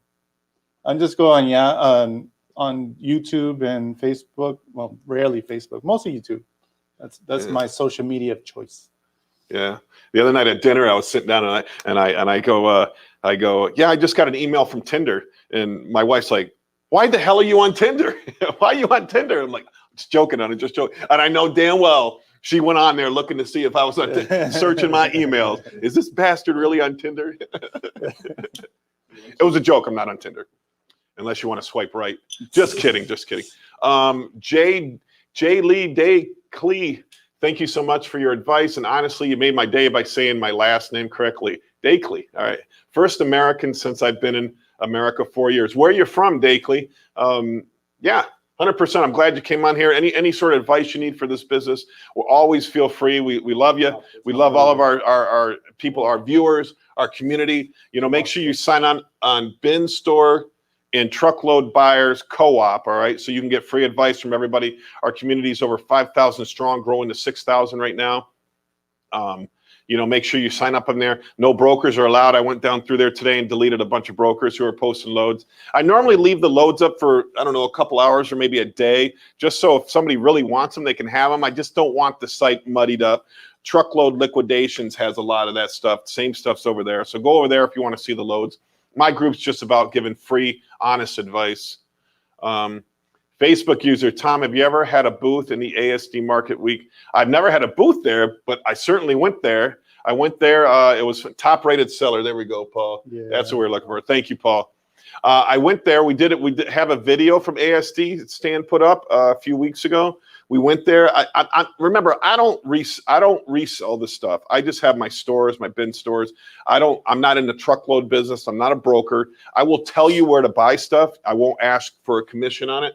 I'll send you to the big brokers that I know or the brokers that I've had success with. You know, so if you do see a brokered load on my page, it's because that I've dealt with them several times and I trust them. I make no money on it, but you know, that's why I leave them on my pages, because I trust them. So I don't really have a product to sell nationally that you would do in the ASD. You know, I have products to sell locally. So that's why I would never have a booth. But I know it's every 6 months, and I always love a good excuse to get out of town and go, especially to go to Vegas, right? So I think I'm going to be in Vegas every 6 months, man. Maybe I should buy a place there and just Airbnb it. And That'd be cool. you guys want to go to Vegas this time? Yes. 100%. Vegas is so freaking cheap to go to. That's why I don't mind taking a bunch of people. So cheap to go to. Zabra says the outro video are well edited and great. Give whoever made that should get a raise. It gets me pumped up. That's Stanley. That's Stan, the cameraman, who's made all those videos. He's done all that stuff. So yeah, he does a great job with that. Every day we're doing filming. Every day we're making more and more content across several different channels. So yeah, shout out to Stan. We do want to give him a raise. So if you're not subscribed to the YouTube channel, that's how he's going to get a raise. Right now, I lose my ass on Stanley right now. All right. So once that YouTube channel grows big enough where he can get more money, but we're also actually working on other things to get Stanley more money. We're starting our media company. We're starting a media company where we can make those kind of commercials for you, right? We can make those commercials for you, for your bin store, for your whatever store you have. We're always trying to look for ways to create content for whatever kind of channel you decide to create. And like, for example, this morning I had an idea about what can we do to create content for Resell America, and I suggested having a host talk to customers that come into the store and have like a small trivia questions, and they earn store credit for the answers that they say correctly. And I think that creating a video of that and posting it on social media and having that person share those things on social media will bring more and more attention to the store. And so we're always thinking about new content. That's a great idea, because think about that, right? Think about if you go up to 20 people and ask them a trivia question, and we got it all on video, then we post the video on our Facebook group. What are all 20 people going to do? They're going to share it. They're going to share it. They're going to show everybody. Hey, Tina. Hey, mom. Hey, dad. Hey, sister. You know, look at this. Look at this. I'm on this video, right? Yeah. You're right. That's going to grow the community. Everything happens for a reason. When you talk about trivia, I mean, we're native to Lakeland, and then did the history of Lakeland for the last 4 months. Yeah. And everything about Lakeland. Paul does a daily video. So we do we do with the word of the day every day, and Paul does that every morning. And so if you bring in that word of the day, you get 10% off everything in our big store, except for pallets. So yeah, we're always. So yeah. So, you know, you need to look at your checkbook. You need to figure out what you're spending your most money on, and you need to go into that business. And so we realize that Stanley's our most expensive part. Stanley's one of our cost centers here. It's my cost center because Stanley comes out of my pocket. So we decided that we'd create this media company that capitalizes off Stanley's abilities, Esteban's and Paul's efforts and their tech knowledge. And then we can do the things that we do for ourselves, for other people. We can help people build YouTube channels. We can help people do commercials. We can film sporting events. We can film anything we want. Weddings. Stanley does weddings, and we're going to just try to 10x Stanley's business. 10x Stanley's business, which hopefully 10x is Stanley's income.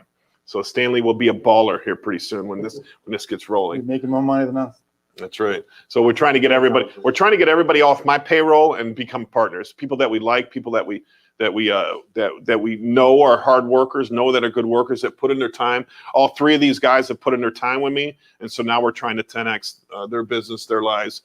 You know, something that somebody did for me a long time ago. So I'm going to try to help these guys out and get, you know, as partners. So All right, DJ, love the lives, Tom, but please continue the in-store vids a little more also, because I definitely love to see the actual behind the scenes and reality of it. Yeah, I agree, man. The whole thing about the in-store vids, DJ, is that I'm coaching football now, so we do the lives, and you can see like today we're on an hour and 20 minutes. It's 12:20. I got a few things to do in my office. Then we don't have much time to film, and I have to leave at 5 for football. That ends in 6 weeks. When I'm done with football, I love coaching football, I love coaching kids football, I love helping out the community. Once I'm done with that, then I'll have a lot more time in the store. But we did a lot of filming yesterday. We also did a film on, we took an Amazon Smalls pallet, and we filmed everything that came out of it. Because a lot of times you get to see a bunch of things from the top, but nobody, so we just one at a time, and we counted, so you can know exactly what you're going to get at an Amazon Smalls pallet. So thanks for that, DJ. We definitely will do a lot more of that. We got to get more Mandy. We got to get more Mary. We got to get more, more videos like that. Yeah, those are the fun videos. It's just these lives are just so easy to do because it's just one shot, put it on, you're done. Those are a little more difficult, but certainly 100% we're going to do more of those. But that's what we're trying to do is with this media company is we're setting up the VAs who can help us with that. So we can film the content here, send it to the VAs over in the Philippines. They do the editing, send us back the product. So right now we're setting up a server room, right? We're setting up a server room so that they can download the videos a lot faster, because it's very hard to email or use Dropbox to get videos over to these other countries. If anybody has any ideas of how we can do it faster, feel free to share that with us. But we hired a new tech guy he's a tech. I don't even know what to say. He's pretty good, and so he's setting up our server room right now so that we can instantaneously deliver the videos to our VAs. 5x5 News says, I agree. Do lives Monday, Wednesday, Friday, and reality Tuesday, Thursday, and Saturday. Sunday, Stan can rest. Stan's a church-going feller, so he's off every Sunday, and Saturday I'm coaching football, doing our game. Live streaming on Sunday. Oh, he's live streaming at his church on Sunday. Oh, So wow. he's always working. So no, I agree with you, 5x5. I love doing those videos, and we're certainly going to up that content. So thank you guys. Thank you for the kind words. Zabra says, I wonder if Tommy's raw humor ever got him in trouble. I can't imagine him talking to his football team like that. Yeah, well. Have you gotten in trouble ever? I always get in trouble. My wife hates my humor. My wife hates my jokes, even though I say I'm just joking. I always have to throw that in there so you guys really don't know if I'm joking or not, but it gets me in trouble. 5x5, I know a consultant guy who can come help you with that. Sounds good. Bring him on in. We love to talk to people. The next one, he says, these lives are perfect launching board for a ton of things. Promote. Absolutely. Definitely, man. And that's the whole thing. So what we're trying to do, we're trying to prove that we can market Resale America and Liquidation Motivation. We're trying to prove that with this media company. And if we can prove that, if we can show them verifiable facts, then we can bring in other companies that want to do the same. And then we can get a fee from that. So that's what we're trying to do. But we're not going to do it until we can prove it. There is a lot of people out there trying to sell stuff that we have a social media marketing company right now that I'm just not sure what they do, and we're paying them every month, and I'm trying to be respectful here. But I want to see proof in the pudding that what you're doing is working. And we're doing a ton of content, and the numbers are going up. And I'm not sure if it's what they're doing or if it's what we're doing. And we're going to prove that it's what we're doing. So I don't know how much that makes sense, but yeah, I hope she's not watching. Zabra, since you're in Florida, you can promote your business by contracting Ross Creations to make a crazy video in your store. Contacting. Ross Creations. All right, we're going to write that down. We're going to check out Ross Creations and see what they do. But if anybody in the Florida area, if you want to do, we have a podcast room. We have our YouTube stations with green screens. We have all the camera equipment. We have everything that if anybody wants to do any content, anybody wants to do a commercial for their business, anybody wants anything filmed, anything with film, anything with audio, we have the ability to do that for you. If you go on our Resale America page, our Facebook, we do our live videos and so forth, and you can see the content you can do and produce on the back screen. Yeah. I go all over the world, and it's fabulous. It's amazing. So just something to keep in mind. It's not just static pictures, like good videos and everything behind us. Another thing that we did, probably the best media thing that we ever did, is we got a hold of Charlie's World. Oh yeah. So Yes. Charlie's World is Fox Yeah. News in Tampa, and there's a guy named Charlie that goes around to different businesses. And man, he came to our business, but this was pre-COVID. Yeah. So he came in February 2020, and he did a video, and I'm telling you, we were so freaking packed. We had records. We were doing $30,000 a day in sales, and so we're going to reach back. I reached out to them about 6 months ago, and they weren't doing any indoor Charlie's World because of the virus. But hopefully now he's doing indoor. But even when you watch the news, they're always like, Yeah. they're like 6 feet away when they're talking. I'm like, come on, man, get vaccinated. I don't want to get in that argument. But yeah, so I'm going to get a hold of Charlie's World, and we're going to find out who this Ross Creations is. Get media attention as well for free, certainly. Yeah, any attention. That's why I don't delete like negative comments. If negative comments that we get on anything we do are legitimate, we leave them up and we let people argue back and forth, because any publicity is good, because you want people talking about you, even if it's negative. That you want people talking about you because you want to be top of mind to people. All right, so a lot of people are real quick to just delete stuff. Now we'll delete something if it's just, and we got something like Australia. Yeah, somebody was like, I bought a pallet from you and it was a bunch of crap and you guys are scam artists. And then we look up the person and they live in Australia. We're like, delete, right? But if somebody says, hey, I bought a pallet and only cat food came in it, I need people to see those customers just in case they buy a pallet with only cat food, because it's a gamble, right? Buying these pallets is a gamble. Some are less gambles than other, but certainly the mystery pallets are a gamble. They're a gamble. They're cheap enough where you should be able to make money. Some people make a lot of money on it, but some people do lose money. So you got to understand it's a gamble. But I think it's only about a 20% negative rate. So 5x5 says, I'll come by tomorrow morning.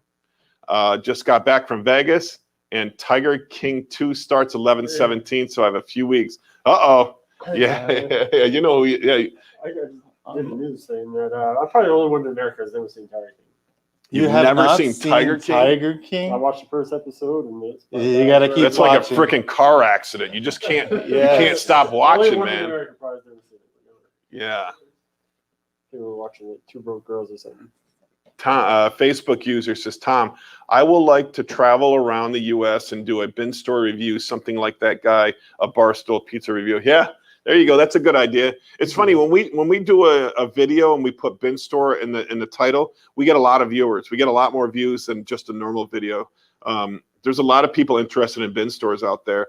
I'm sure that we're helping. I don't know if we're helping or hurting the industry.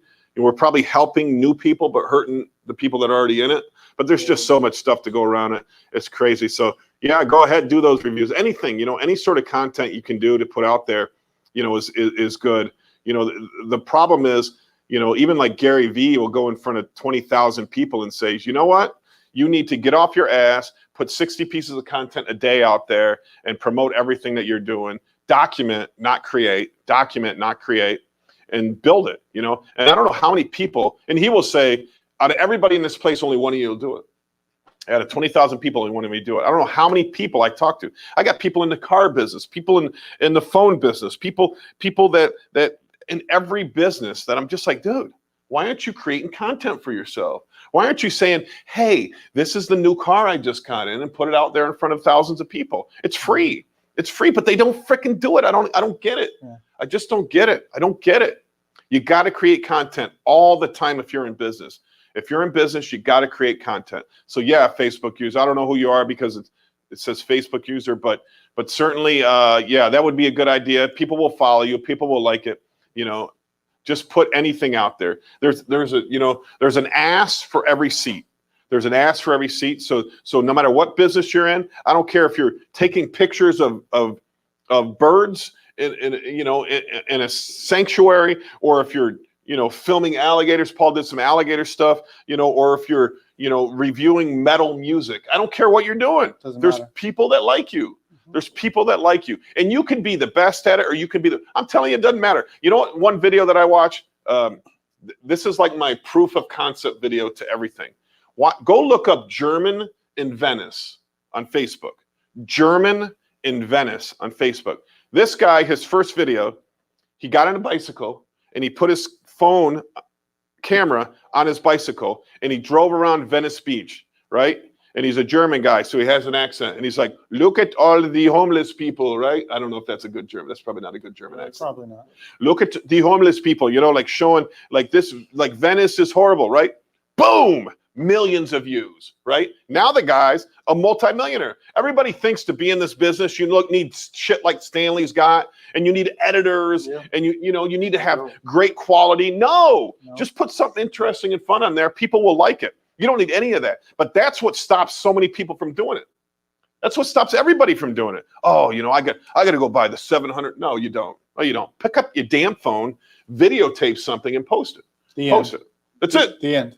That's it. Yeah. He is a multi-millionaire now. Now his videos are he's getting a little more creative. Now he can afford an editor and he can afford, and he would like drive by someplace in Venice, like look right here, and he'd stand stand right here, and then he'd show the picture of a 1963 movie of Elvis Presley standing there, and he'd stand in the same spot. It's kind of just entertaining. I watched his videos. And so anybody can do it, man. But you got to put out content. You got to put content out there, and don't care. Don't think you look like a fool. Don't care what anybody thinks. Don't care if you mess up. Don't care if you stutter. Don't edit out a stutter because people want to know you're real, right? People want to know it's real and legit. I agree. All right, so yes, do that. Do LG. Oh, MG Franco. Thank you, buddy. I think isn't MG Franco the one who talks about Polygon and Matic? Maybe. All right, Karen Lynn. Hi guys. Morning from California. How important is eBay, Facebook Marketplace, etc., to total monthly profits? Ideally, don't want to sell on eBay, just brick and mortar store, website, and Facebook. Want to start small. I think eBay is critical. Can I speak to that? All right. So, Karen, in my opinion, if you look at what you can do on your website versus what you can do on eBay, the costs are a lot cheaper on eBay because the reach, you have to look at the reach. How many people are you reaching out to when it comes to using eBay versus your own store website? If you feel like you can reach more people than what eBay can do it, then go for that. But utilize eBay if not, because they cast a wider net. So that's my 2 cents on that. No, and I agree with it. I agree 100%. You're gonna the ability to purchase merchandise is unlimited. All right, but having your store sales is limited. Okay, so the purchase available is unlimited. What you can sell is limited. Okay, you're held hostage by how good you can market, right? How many customers you can get in the store, how many assets you can get off their seats, right? But you're gonna get stuff like somebody at your store, right? You're gonna get this phone, right? The Samsung S21 Max. I don't even know, Pro, right? On eBay, it does $1,000. You're going to put it in your store. You're not going to sell it for $1,000 in your store. You're going to put it at $800 in your store, and it's going to sit there, and then you're going to get another one, right? Now you got another one. Somebody trying to sell you another one, or you found one in a pallet. Now you have two sitting there. Where this one could have been sold for more money, $1,000 a while ago. Now you got another one, and you don't want that to happen. Hard to sell items. Plus, you're going to get. Click on the next 5x5 news, Stanley. Look at this. This gentleman here bought a tool pallet from us and found a $3,500 Jaws of Life in it, right?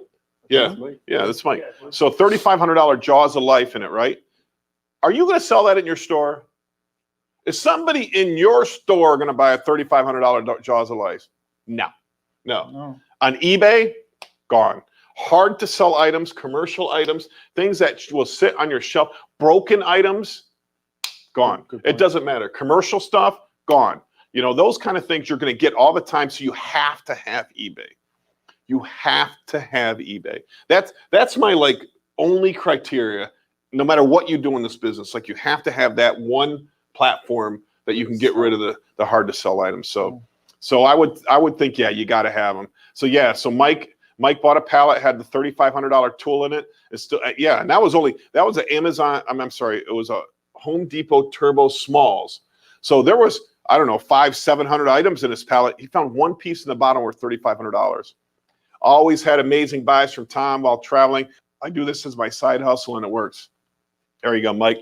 And now Mike is coming back to Florida to work on Tiger King 2. Tiger King 2. That's crazy, man. That's crazy. Good for you, man. Zabra. What's your opinion on kids getting rich off the internet rather than having the work experience? Listen, it's going to happen, Zabra. It's going to happen, man. It's going to happen. So you can either embrace it, Yeah. or you can fight it. All right, you can fight it. So, and this is the analogy that I heard this morning. Okay, take a hose, right? Take a hose that's spewing out water, right? And put your thumb over it, right? You're going to be able to stop it for a minute, for a little while, but eventually it's going to start squirting out the sides, and it's going to, then all of a sudden you're going to let go and it's going to explode. And that's what technology does, man. That's what technology does. So these kids that are sitting at home playing video games right now, I mean, his wife makes thousands of dollars in their, I don't know if I'm speaking out of line here, No, in their group, she makes about $2,000. makes $2,000 a month on a pay to play. Is that how you say it? I would No, say. play to pay. Well, She Yeah. plays Axie Infinity, which is a video game, and gets paid in Axie Infinity token every month. She cashes it out and makes thousands of dollars a month. Really? She now partners with people in the Philippines to play the video game for her, and she makes half the money and gives half the money to them. This is the future. This is the future of income.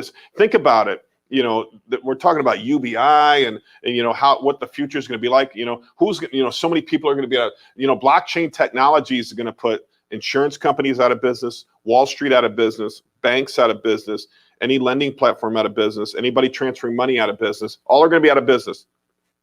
And they're going to need to make an income, right? So that's just blockchain technology. Oh, man. And let's say driverless car technology. Who's that going to put out of business? It could put out every car dealership in the world out of business. It could put obviously there's no taxis. It's going to put out Uber out of business.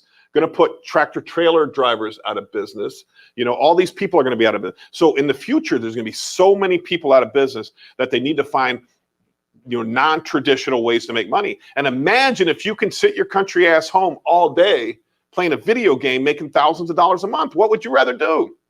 Go dig ditches, become a plumber, drive a tractor trailer? No, you're just going to sit there, and that's going to be the future. And it's weird to think about it right now. But if you talk to my 14-year-old child and my 10-year-old child, no, that's their plans. That's not something that's outside of their realm. And my two girls are 18 and 20. They were a little bit older than that period. But think about 10 years from now, when my 14-year-old's 24 in the professional workspace, it's over, man. It's over. So work ethic's going to change, right? Because 100 years ago, what the work ethic was then, people were, in order to build a house, they're hammering rocks in order to break open a boulder so they can put it in the wall and mixing mud for concrete, right? It just, technology changes that. And there's only one thing that I certainly know in life. You cannot stop technology. You cannot stop change. You can try to block it, like China's trying to block Bitcoin and cryptos right now. You can try to block it, but you can't stop it.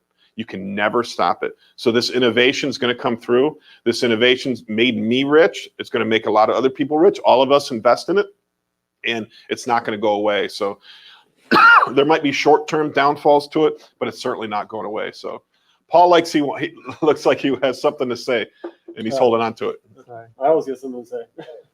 How much time we got? Well, we're an hour and 37 minutes into this. Wow.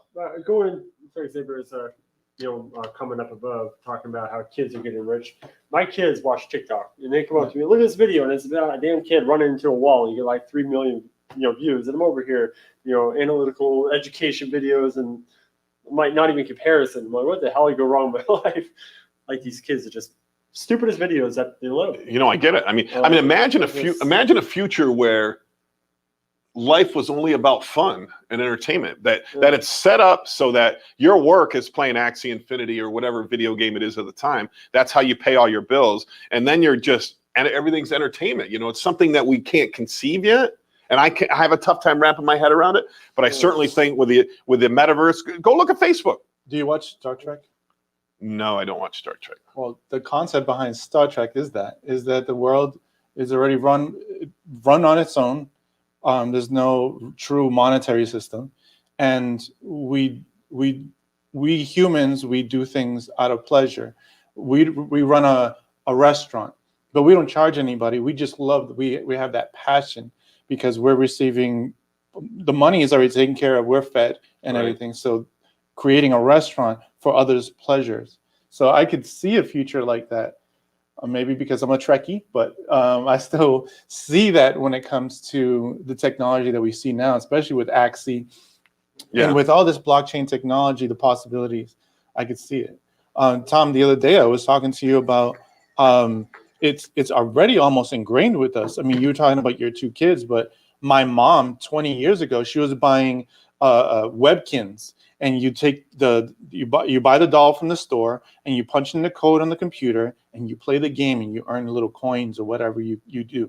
But now my wife, she buys these Axies, she plugs into the computer, and she's actually earning actual crypto that she can convert into actual dollars. So the future is here. Yeah. And you know, in 5 years from now, right, it's going to be like this, right? Boom. I'm in an AG. What's AG? AR. Augmented reality, right? So now I'm seeing things in my glasses. I don't know if it's going to be VR goggles or whatever it We is. could do that right now with our phones. Right. And it's going to be embedded into our lives, and it's just going to happen. If anybody wants to take a deep dive, and this is not for everybody, into how the world could change and watch a stream of videos, is I just invested in a project, and I don't recommend investing in it because I don't think it's probably going to go anywhere. But Anatha, Anatha. Go on YouTube and look up Anatha. It's a gentleman that created a cryptocurrency that wants to do a UBI, a universal basic income, and take everybody out of poverty at one whack. You know, I can't wrap my head around how it would be adopted, but if you listen to his message about the future of the world, what blockchain will do, it'll change your whole mind. It'll change your whole opinion. So I really love it. Charlie says, "Where are your Binstores? I'm in Florida. Would love to visit." Charlie, we are we are 2820 Wrecker Highway in Winter Haven is one of them. And then we have Jasmine Plaza in Port Richey. Go out there and see the beautiful Jen. And believe me, she's beautiful. And beautiful Linda out there. So go see them. You know, we appreciate your business. Zabra says, "Sit your country ass home all day." Tom yelling at his kids. Yeah, I get it. You know, even my kids are like, "Dad, I want to be a YouTuber." I'm like, "Well, just get started, right? You're 10. Yeah. You're 10. By the time you're 20, you'll have a 2 million, you know, but they just won't get started. No matter how much I try to pressure them and, you know, I buy them like cameras. And I mean, my son has a green screen in his room and he doesn't even use it. Really? You know? Yeah, Tyson does. Yeah. And he's a funny dude, man. Yeah, Tyson's a funny dude. So I just think if you get you just start early. Like Stan went filming for a guy that had, how many did the local guy have? 5 million. Had 5 million followers, is a multimillionaire. I mean, just 12 million followers, multimillionaire. I mean, we watched one of his videos. He like walked into he's in Tampa. He walked into the mall and bought a Tesla Model X.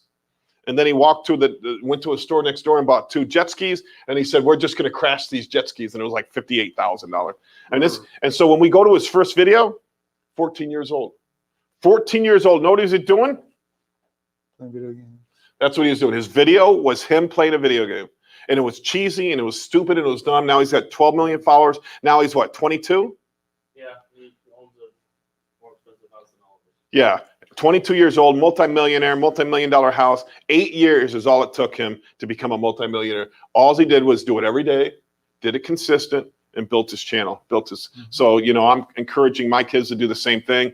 I mean, the video games, I mean, first of all, it's already I don't even know the number you can put on a multi-billion-dollar industry. It is just going to explode whenever. So that what they're trying to create is interoperability in between games. So if I buy a sword or if I buy a skin, which is a costume in one game, that I can take it over to GTA and play it in GTA, then I can take it over to Roblox and play it in Roblox. You know, interoperability, and crypto does that. So, or blockchain does that. I'm sorry. So it's so exciting about what's going to happen. Yes, Paul has kids. He looks like he's barely 25. You got to tell us your secret. I mean, look at this guy. He's the skinniest guy I know, man. Not the skinniest guy. I wish I was as skinny as Paul, man. He's so fit, man. He's like, he takes that shirt off. It's like GQ, bang, right at you. How old are you, Paul? 37 this term. We have 4 boys, my wife and I. Our oldest is 15. Our youngest is 9. Yeah, 4 boys, So- great kids, man. His oldest comes in the store and helps out. Great kids, great Yeah. kids. For that, I unfortunately have to go. Love you both. Paul, all right, buddy. Be I'll back. see you shortly. All right, so Charlie says everybody. you Thank spoke you. too quickly. I wasn't able to write down the address. Please repeat them. Okay, Stan will Charlie. pull it up. Yeah, Stan put them on the bottom of the addresses. So there we go. Stan's fast at this now. Look at that. Look right on the bottom there. 2820 Recker Highway. That's in Winter Haven. And the other one's in Jasmine Plaza. So, all right. Esteban married his mom's money-making hustle. Yeah. Esteban's got a beautiful wife, and she has a job, but she got insurance, right? Yeah. She's got insurance at a job, that's how I came to where I am, because I had a wife that had insurance and it helped me out a lot. But yeah, she makes money playing the games, and she can scale it. Axie Infinity is like the fastest. It's like the fastest growing company in the history of the world. It went from 0 to, I looked at it today, like $4 billion worth in like 6 months. Mhm. 6 months. It took Amazon 10 years to do that. It took Axie Infinity 6 months. It's just insane, the amount of growth and the amount of adoption in this industry. The amount of growth and the amount of adoption. My wife, she found out about it because her aunt, who is in the Philippines, she's poor, and she was able to buy a house or repair her house. She's like, "How did you do that?" "Because I'm playing this game, Axie Infinity, and you earn crypto." And she's like, "What crypto? We have crypto. We would like to know more about it." And so all of her family is involved in some way, either breeding the Axies or buying them and creating accounts. So they're all involved in building this pretty big empire, what they're doing over there. So I'm proud of her that she's taken this by the horns, and she's doing well with it. Is there a premise that these pay to play games could bring everybody out of poverty? Is that insane? Well, think about it. The Philippines is the country that plays it the most, but you're starting to see other countries starting to jump on. But we see that with crypto as a whole. We see that starting with El Salvador, they're adopting crypto and Bitcoin into their country and utilizing it in a proper way.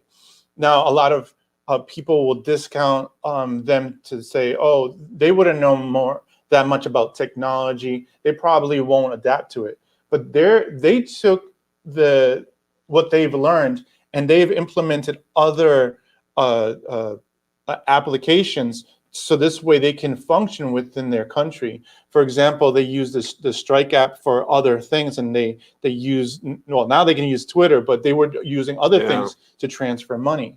Now they don't even have to travel into the major city to cash it out. They can make these transactions between one another. So not just games, but crypto as a whole, or the blockchain technology as a whole, is something that to be admired right now. You got me on a different thought pattern there. I do think there could. I never thought about this before. That there could be a premise that these games take all poor people out of poverty. That they don't pay enough for Americans to live off them, but they pay enough where you think about, what did I read? Oh, I was watching a podcast on Afghanistan, and the average person in Afghanistan makes $150 a month. $150 a month. Mm-hmm. So imagine the opportunity. Now Esteban's wife's making $2,000 a month. Imagine if there was a game they could just make $500 a month, and then it would pull so many people out of poverty, and there's like 40% unemployment. And well, that's what happened with one of our scholars, that she allowed. So each player that we have is called a scholar, and we lend them our account, and then they play on that account, and we split it. And so one of them was living in Manila, which is the capital of the Philippines, and he got laid off because of COVID. And then he had to move back into the country where there was no jobs. And because he's a family friend. He found out that we were doing it, and he has to be one of our scholars. And now he's got some kind of income coming in. So for him, it's super valuable. We see that a lot in the Philippines, and we're trying to help as many people as we can. We don't just give it to anybody, really. So we try to help people. That's incredible, guys. And that's the future, man. That's the future. 5x5 News says humans are too greedy to be level 1 or level 2 civilization. We are born to compete. The magic will be what will be the rewards rather than wealth. The answer will amaze you. Live Star Trek as well. Yeah. Yeah. If you go to the World Economic Forum, I think they talk about the Great Reset, and they say that you're going to own nothing and you're going to be happy. They're even talking about eliminating all debt in the world. That's called the Great Reset. They're going to eliminate all debt. And in order to do that, they have to come out with a new currency. And the theory is that it's a cryptocurrency. But what it is, I don't know. But it's just amazing what technology is bringing. I know we're turning this over to technology, so it's just great. Exabra said, "I'd love to see Stan's IMDb cameraman credits page." Well, Stan just graduated from college. How long ago, Stan? About a year ago. So his page, he's at the beginning of his fantastic career, and I know it's just going to skyrocket to the moon. So yeah, but he'll get there. Did you know that Stanley is listed in Yelp as one of the top 10 videographers in this area? There you go. So you can look Stanley up on Yelp. So, hey, all right, it's been an hour and 50 minutes, our longest ever. Thank you, everybody who held on, everybody who watched. Thank you so much. Liquidation Motivations, our channel. Please like and subscribe. Only 53% of the people that watch our videos subscribe. Please go over there and subscribe. I beg you. Resale America is my store. Deal Days are my stores. Thanks for watching, guys. We'll see you tomorrow on our live feed. Now go out there and make some money. And today we bought a $50,000 Target electronics load. Canon EOS Rebel T7. Look at this. GoPro 8. Galaxy S20. Beats Studio 3. Apple AirPods. Look at this. Uh-oh. Samsung Galaxy Buds. Apple Watch. Look at that one. Rose gold. Everybody wants rose gold. 6 terabyte. I think it's a Tab A. Power Beats Pro. Power Beats Pro. Power Beats Pro. Power Beats Pro. Power Beats Pro. Power Beats Pro. Power Beats Pro. Power Beats Pro. I don't even know.